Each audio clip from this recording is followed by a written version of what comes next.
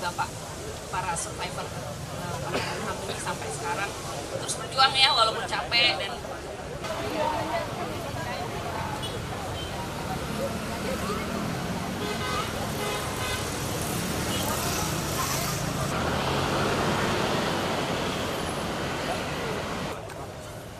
mereka tidak dapat bersuara yang mereka pakai untuk mempertahankan anak-anak yang tidak kehilangan martabat.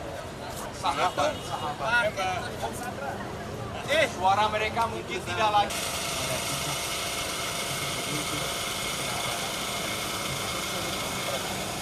Maka sudah untuk berjuang.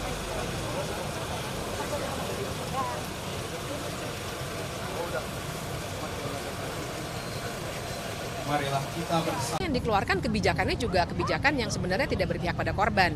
Kebijakan yang dikeluarkan oleh Pak Jokowi kan non yudisial ya, yang sebenarnya seakan-akan hanya menghargai korban itu dalam hitungan material lah gitu ya. Tapi keadilannya, kebenarannya nggak pernah diungkap gitu. Jadi kalau kami sih melihatnya 17 tahun presiden berganti-ganti, pejabat-pejabatnya ganti-ganti, tapi sebenarnya keadilan bagi korban memang belum dipenuhi. Makanya aksi Kamisan ini masih tetap relevan sepanjang ketidakadilan itu masih bisa kita temui di mana saja.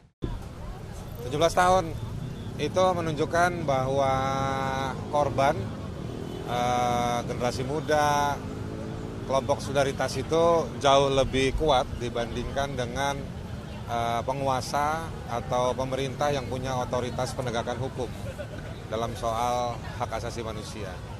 17 tahun itu hari ini menunjukkan bahwa komunitas korban ya, Bu Sumarsi, Bu Suci, Pak Bejo, dan banyak keluarga korban yang lain atau komunitas korban, mereka yang lebih menunjukkan sifat dan sikap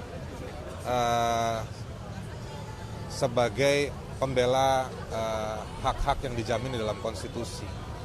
Jadi orang-orang yang disumpah, yang hidup di gedung-gedung mewah ini, yang punya mandat-mandat konstitusional, mandat-mandat undang-undang, justru mereka adalah orang-orang yang mengecewakan dan berkhianat pada nilai-nilai yang disepakati sebagai milik bangsa dan milik masyarakat.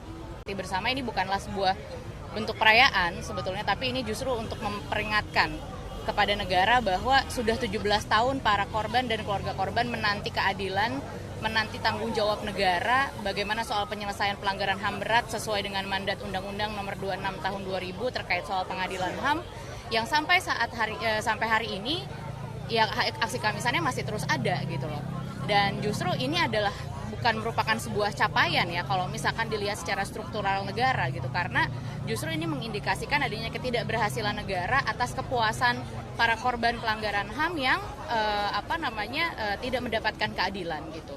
Ditambah dengan dalam 9 tahun terakhir ketika Joko Widodo memimpin, yang awalnya di 2014 menjadi harapan bagi para keluarga korban, bagi masyarakat untuk menyelesaikan kasus-kasus pelanggaran HAM berat dan masuk ke nawacita, ternyata malah dipotong-potong gitu penyelesaiannya melalui hanya program pemulihan saja, tidak ada proses-proses judisial di sana.